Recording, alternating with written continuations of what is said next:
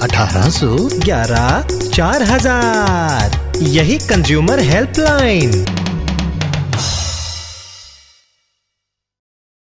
जागो ग्राहक जागो।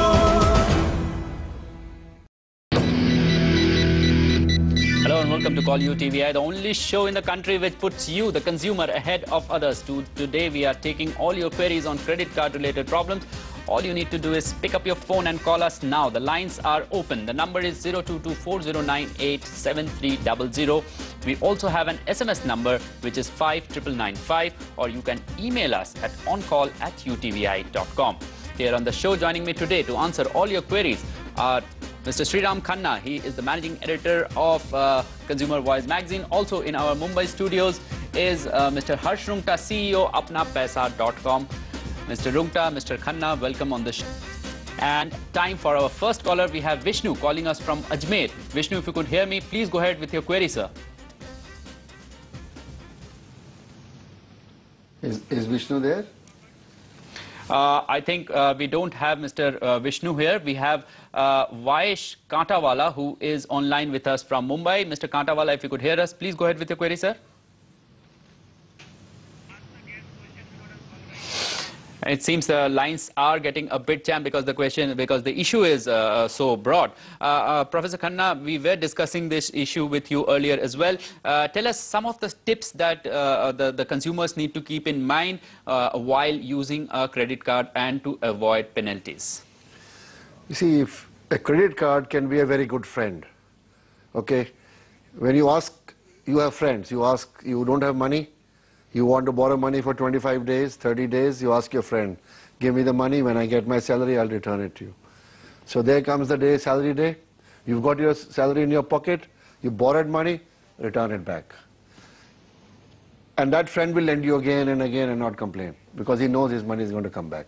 So a credit card is a friend like that. Professor Khanna, let's just go across and take our viewers' queries first. It seems Vayesh Kantawala is online with us from Mumbai. Vayesh, if you could hear us, please go ahead with your query. Yes. Hello. Yes, Vayesh, please go ahead. We can hear you. Yeah. Actually, I had applied for a credit card in the month of February, and from SBI Bank, and they have refused it, saying that I don't have any other bank credit card. So, is it the valid reason giving so that they could reject my application? Mr. Harsh Rungta, if you heard this question correctly, why don't you take this question? Is it a valid reason? I don't think the bank, as per RBI regulations, when a bank rejects a credit card application, it has to now send a rejection letter with reasons mentioned therein. If the bank's credit criteria require that you need to have an existing credit card account, and only based on that they will give you a credit card, then perhaps there is nothing wrong with that. But what I think has happened in your case is that they have various profile based credit requirements. Perhaps for the amount of income or the kind of income that you had, their profile requires an existing credit account which is in good order. And perhaps that's the reason they have rejected it. I would, if one bank is not giving it to you, I think there are several other banks that will be in a position to give you if your income papers are good. Currently, of course, the market is a little bit risk averse, and therefore getting credit cards where income papers are not good is a little bit of a problem. But still, there are plenty of credit card players in the market, and you should try. The reason itself being invalid, I don't think is a correct reason. If their credit norms are like that, it perhaps is a right reason. I think Mr. Vayesh's question has been answered. We have Mr. R.C. Kesarwan calling us from Allahabad. Mr. Kesarwan, if you could hear us, please go ahead with your query, sir. Mr. R.C. Kesarwan, I think we have lost our contact with Mr. Kesarwan. Now, this is a very interesting problem which our first caller, Mr. Vayesh, was mentioning, that if you don't have a credit card history or a credit history, no banks are willing to give you a credit card. Listen, if that was a criteria, then the credit card base would have remained 1 million, as it was several years ago. You wouldn't give it to another guy who never had a credit card. So, I would tell this guy, एक आपसे दोस्ती नहीं करना चाहता है, तो दूसरे से कर लो. Like Mr. Rumta said, there are several banks. Don't fight with them. बोलो भाई, thank you very much. Now go to another bank, get a credit card, build up your credit history, and be happy ever after. So, a credit card is a good friend.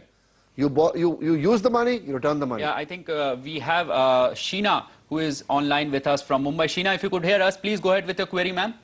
I have a card, which is an ABN AMRO card.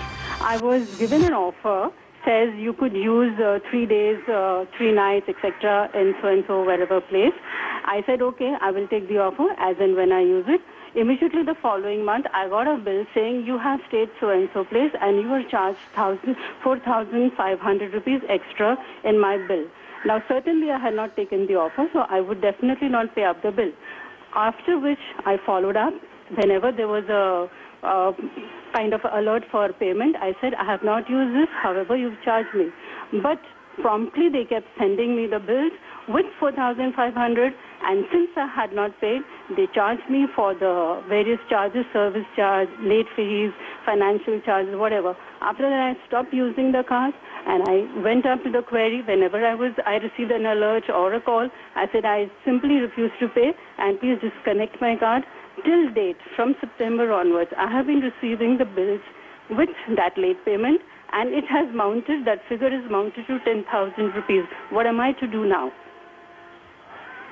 Yes, very Wait, Professor Khanna, we'll come to you, but I would ask Mr. Harsh Rungta to address this issue because it's a very typical problem. You are given the value-added services you don't want, then you are charged for it. Mr. Harsh Rungta, tell us, what can Sheena do in this case? One thing that Sheena must not do is to take this lightly. This so-called 10,000 rupee default is going to stand in her way when she goes to take a home loan, when she goes to take a car loan, and very soon when she goes to buy insurance, probably when she wants to rent a flat. Your credit history is extremely important. Please guard it zealously. Please don't take it lightly. What to do about this? First, stop talking to people on the phone. Talking to people on the phone, unless you're getting a reference number for your complaint, is completely useless. As human beings, we like to talk to other human beings, but because there is no record of that, as a grievance redressal, I don't think it's a great thing to do. Firstly, file a complaint on the bank's website if you have not already done so. And if that does not give you satisfactory reply within the next 3 weeks, then immediately file a complaint with the banking ombudsman. Both these things you can do online. Filing a complaint with the bank on its website you can do online. Filing a complaint with the ombudsman, you go to RBI's site and there is a section on ombudsman which will give you the address and the email address of the ombudsman of your area. You can file a complaint electronically. I can assure you lots of people, lots of Apna Paisa's consumers have benefited. Banking ombudsman is an excellent machinery that RBI has created to address exactly these kind of issues. Professor Khanna, you had a point of view on this very quickly. I was just going to say that if for going to the banking ombudsman, you have to give a written notice. I would also suggest that whatever address you have, make a written notice, send it to the bank by registered post, keep the proof in hand, and if nothing is done within a month, then file the ombudsman complaint. And in the letter you write, if you are not going to do this, reverse these charges.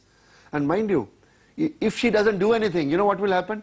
Like Mr. Rungta was saying, they will put her name on the CIBIL list, and next time she goes, for any bank-related transaction, they'll say, sorry, you have a bad credit history. Right. We have Manish with us online from Mumbai again. Manish, if you could hear us, it's a charged conversation that is going on here. Please go ahead with your query. Hi, this is Manish from Bombay.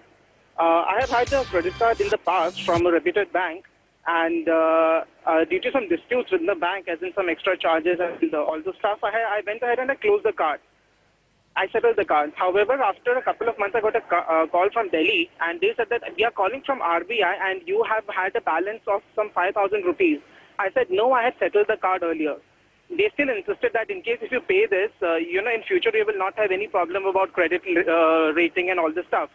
So I went ahead and I made a payment. However, I did not get a receipt for the same. They said that you'll receive a full closure letter.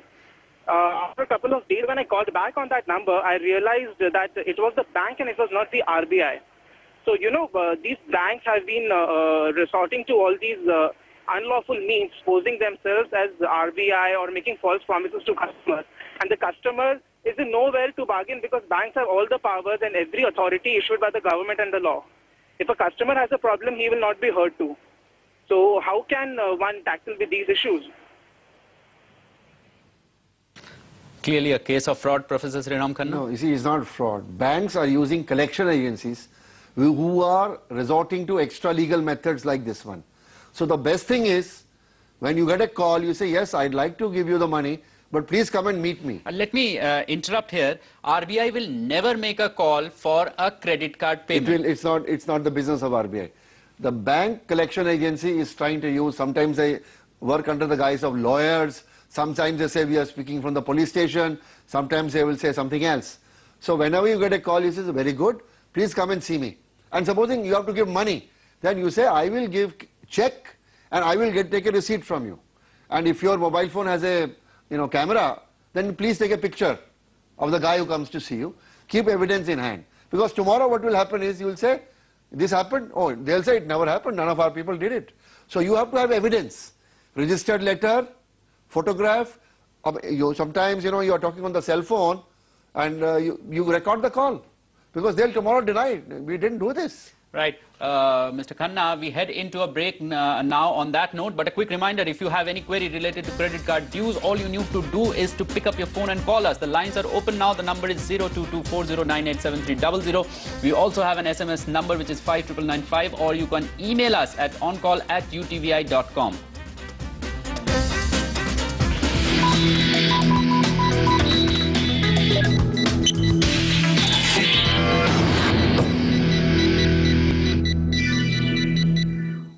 Welcome back. We have Vimal Manyar here calling us from Mumbai. Vimal, if you could hear us, please go ahead with your question.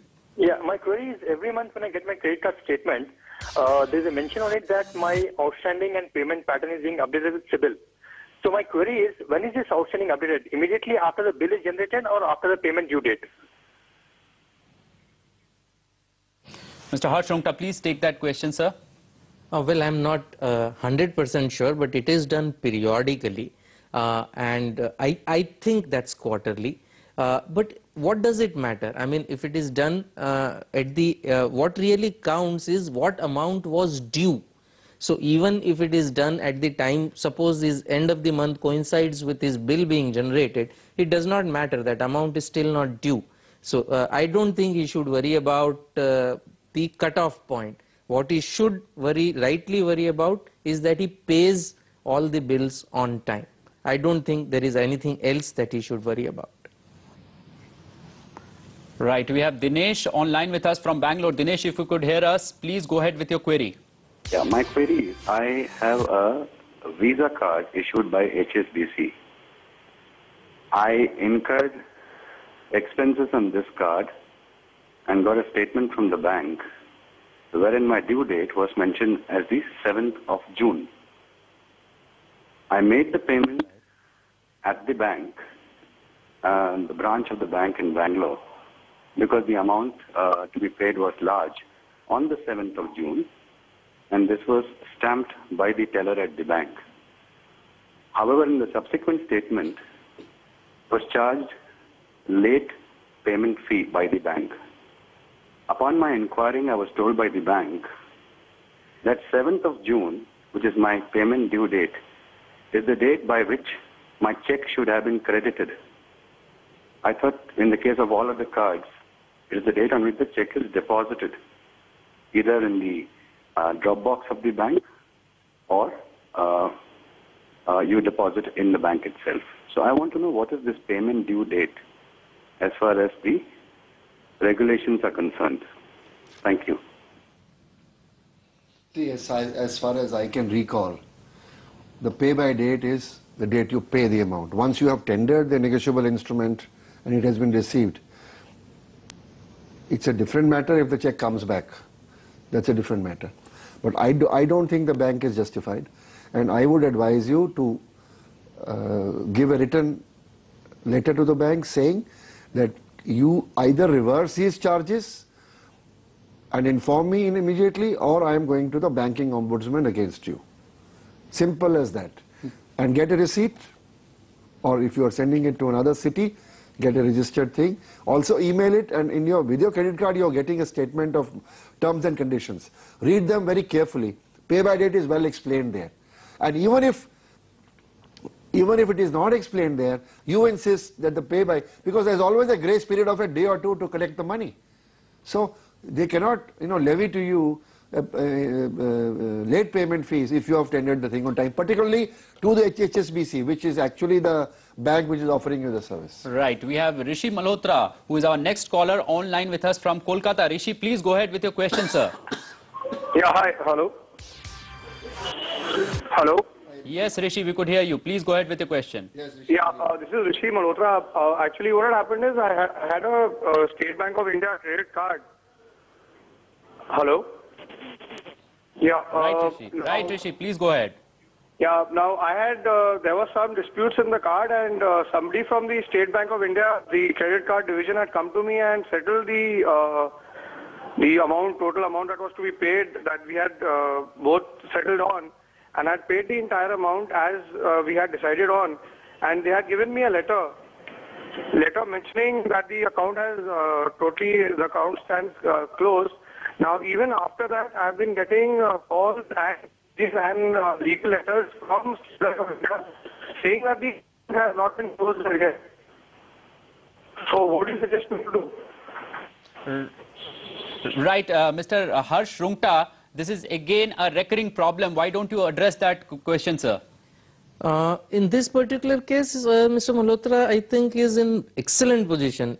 He has a written communication from the bank saying that the account has been settled, and if he still continues to have people call him up saying that amounts are due on this card, I think sending an official complaint against the bank, first to the bank's own management, would be very, very effective. If it doesn't work, I mean, there really isn't a complaint that goes to the banking ombudsman in this case, because he is not really seeking any relief.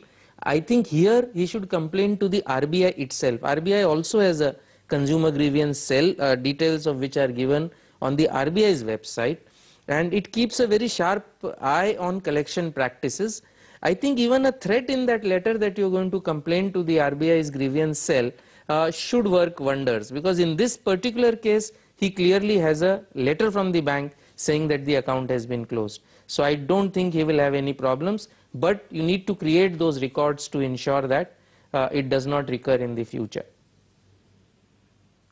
Right, create records is the word. Our next caller is Subhash, who is calling us from Mumbai. Subhash, if you could hear us, please go ahead with your query.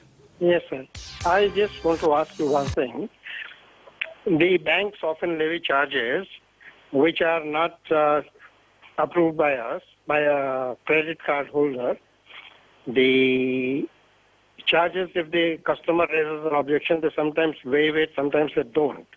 This basically amounts to illegal debit in the account. They are putting it on our bill. Why shouldn't there be very severe action against these people, including criminal proceeding by the controlling authorities like Reserve Bank, to deter them from doing such things in future? Right, Mr. Subhash, let Mr. Khanna handle that question. The RBI has actually given a guideline that every credit card company has to give the list of charges they are going to levy and what conditions. And normally most credit card companies send these printed, most important terms and conditions of the credit card, a printed leaflet along with some of the bills once or twice a year. So please take out that from your record, read it. If it is written there, they can charge you. If it is not written there, they can't charge you. And if they have charged you something they have not written, you complain to the Reserve Bank of India, write to the Governor Reserve Bank of India with a copy to the Chief General Manager of the Customer Services Division saying that this credit card bank is charging me something illegal and action should be taken against the bank. Right to RBI. We head into a break now on that note, but a quick reminder, if you have any query related to credit card dues, all you need to do is pick up your phone, call us. The lines are open now. The number is 02240987300. We also have an SMS number 59995. You can also email us at oncall@utvi.com.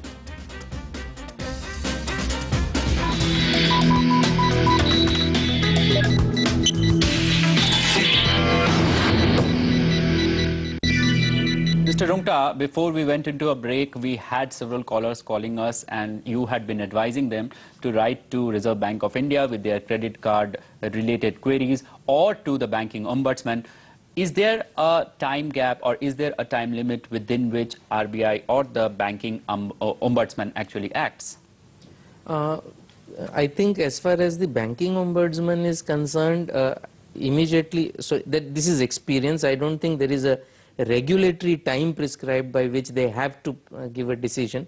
I'm not very sure, but I don't think there is a fixed time. But Mr. Rungta, let me interrupt you here. We have Dr. Shekhar online with us from Cochin, and Dr. Shekhar, if you could hear us, please go ahead with your query, sir. Hello. Hello. Yeah. Yes, Dr. Shekhar. Yes, Dr. Shekhar. It is a general question. For applying for the foreign universities in US exams like the GRE, why is that they are insisting on applying through this credit card for paying the fees and other things? Why is it like that? See, this is a matter of convenience for them. That because credit cards are a legitimate means of making foreign remittances and all the banks can handle it easily, it is convenient for them to accept money and receive money through credit cards. Otherwise, then what you have to do is you will have to go to a foreign exchange branch, get a dollar draft made, then that draft will be posted to that party, then that party will give it to its bank. So sometimes it may take 1 to 2 months to get the money. So they are insisting because they want the money now. Otherwise, you know, you may have to give money well in advance. Maybe 2 months before you are supposed to be sitting for the exam and your roll number is coming. So I don't think it is a difficult thing. But you can also go, if you don't have a credit card, you can also go to the bank and ask for a remittance to be made, an electronic transfer to be made. So I don't think it is such an issue that you should bother much about, except that if you don't have a credit card, you go to the bank and ask them to make a transfer from their internal mechanism. Right. On that note, we have to say goodbye. That's all we have time for now. Call UTVI will be back again same time tomorrow with Stay Hungry, where we will be answering all your career-related queries. Stay tuned, keep learning, keep watching UTVI.